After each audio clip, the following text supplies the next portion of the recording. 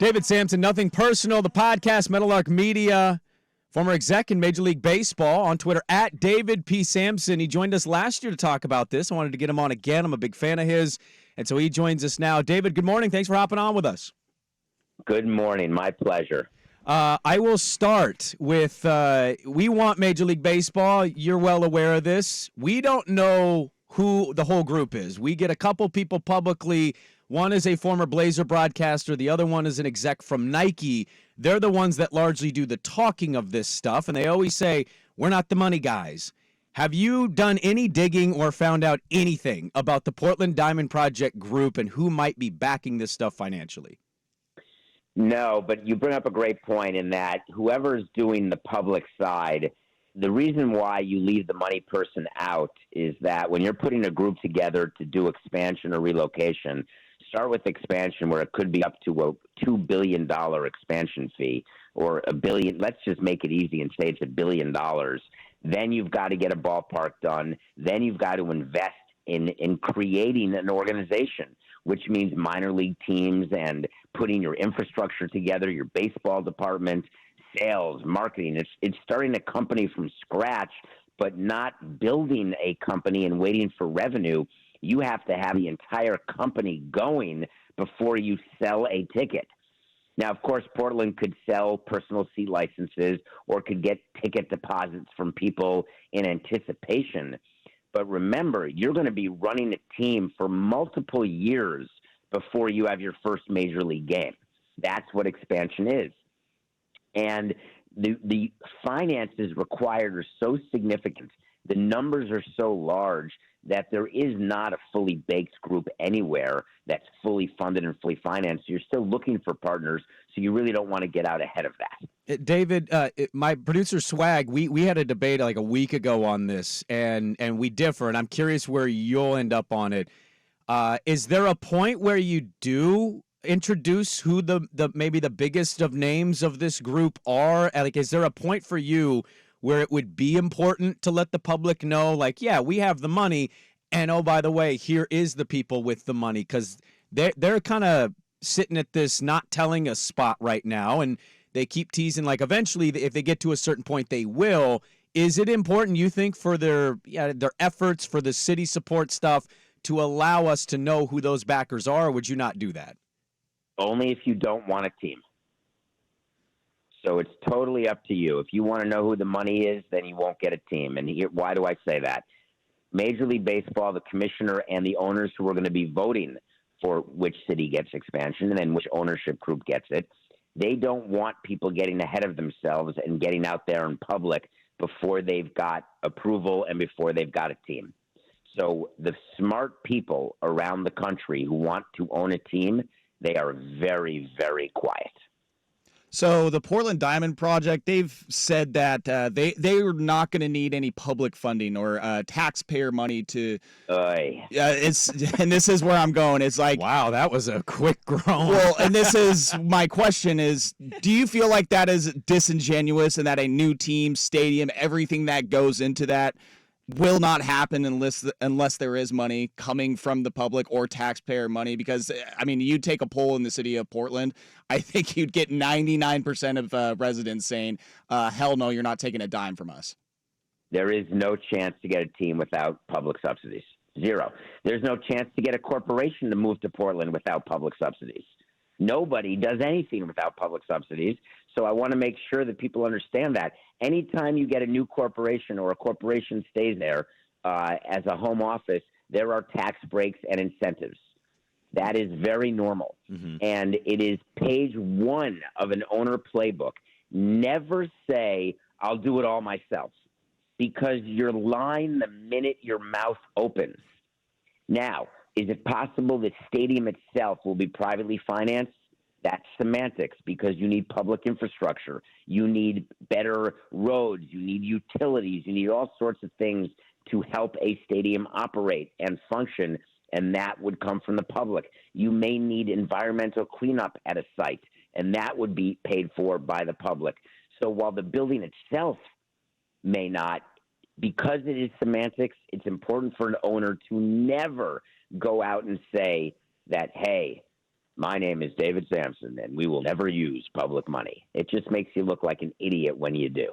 David Sampson's our guest here, former exec Major League Baseball, now doing his own podcast. Nothing personal. He just celebrated his 1,000th episode. He's been doing this for quite some time, and he's joining us here. We're talking about the Portland Diamond Project. We did an event out at a indoor golf simulator. We called it our Fan Winter Golf Classic, David, and one of the people that's speaking for the group is a former Blazer broadcaster, Mike Barrett, and he's talked about this for a couple years now since this group has come to light in some ways, and one thing was brought up about Salt Lake, and I want to get your thoughts. I'm going to play a clip for you, and it's kind of his or the group's position of Salt Lake time zone-wise, and if that plays a factor, and also having just, politically public support for a group. So here's the clip.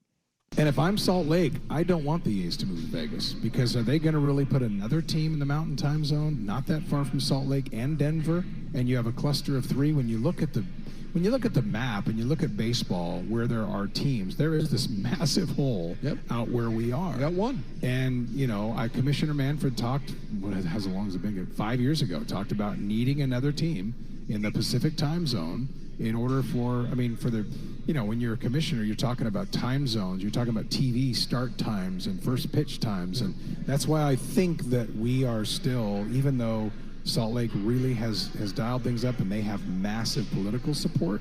And we've said from the beginning, you need to have we were told that. You need to have elected officials as your champions in this thing. So they've done a good job of dialing that in, and they're trying to seize some momentum.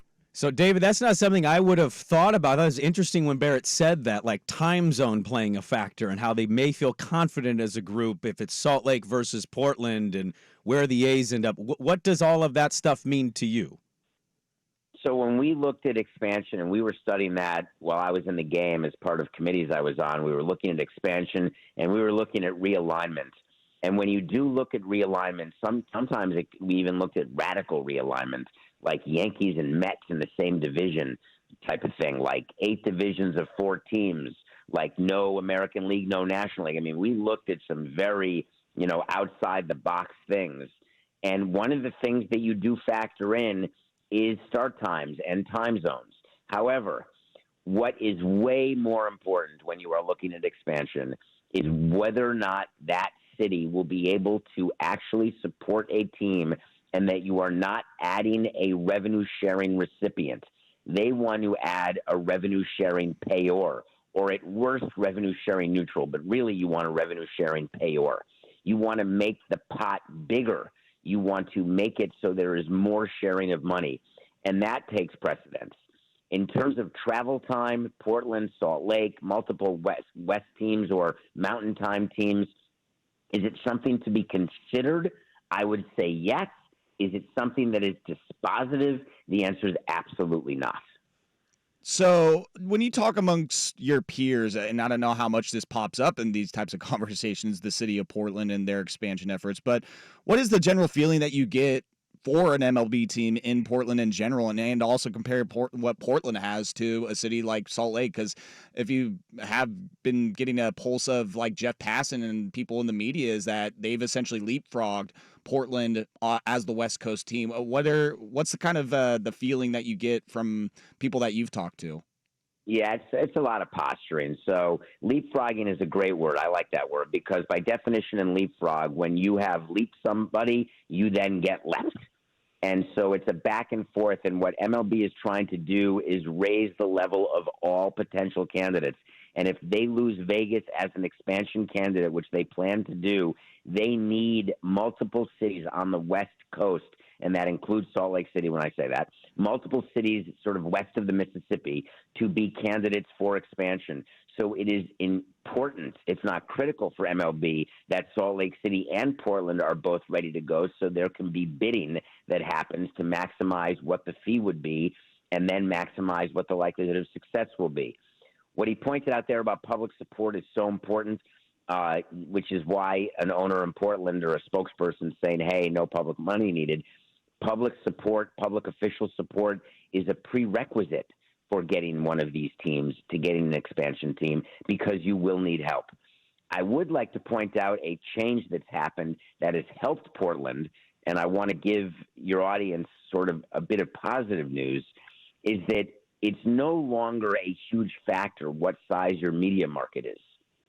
And that used to be the number one factor when looking at expansion or relocation is what will the TV deal be and what's the DMA, what number market is the DMA.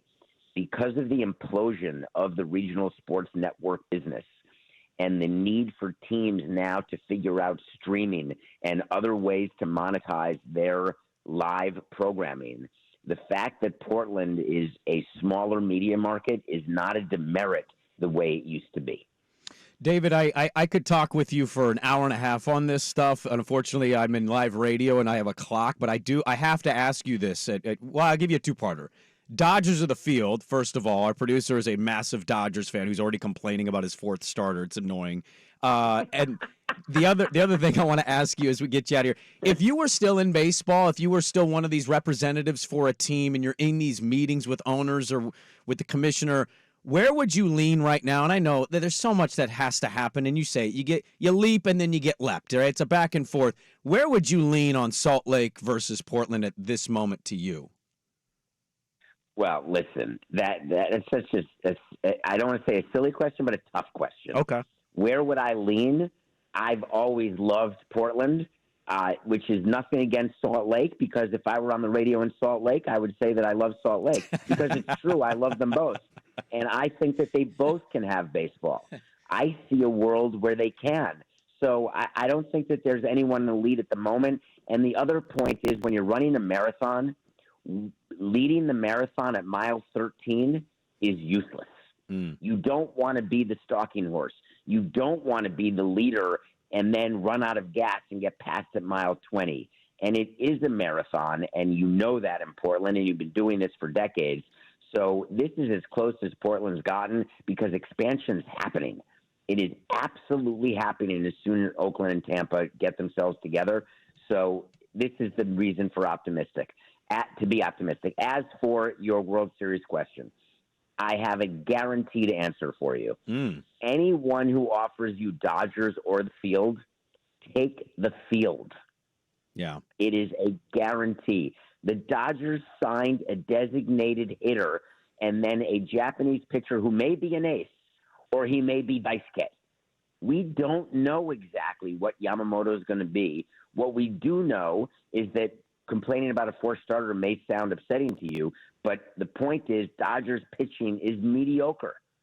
And we learned last year when the Dodgers got swept by the Diamondbacks that if Betts and Freeman just go cold for 3 games and you get Kershaw giving it up in the first inning, all of a sudden you're home on the couch watching the playoffs with the rest of the teams. So I would say it is really hard to win the off season and then translate that to winning the World Series. And I would know. I've won the off season and then lost 90 games, and I've lost the off season and won a World Series. So there really is no correlation.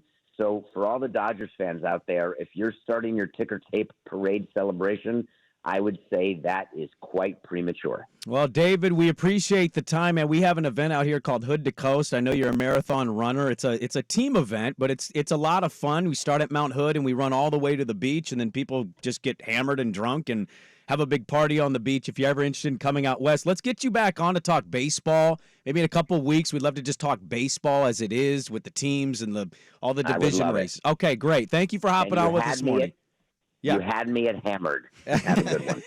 Well, hey, I wanted to let you know your story on taking a dump in somebody's house during a marathon and then leaving. It's one of the most disgusting stories I've ever heard in my entire life. That's dedication, David. I want you to know that when it comes to defending my life, when I die, that is definitely going to come up, and I will have nothing to say. I'm so mortified by it. Oh, nothing's personal, right, David? Exactly. Own it. You're fine. There we go. David Samson, Nothing Personal podcast, former exec, Major League Baseball, giving us his thoughts on expansion on Twitter at David P. Samson. Thanks, David. Have a great day. Bye-bye.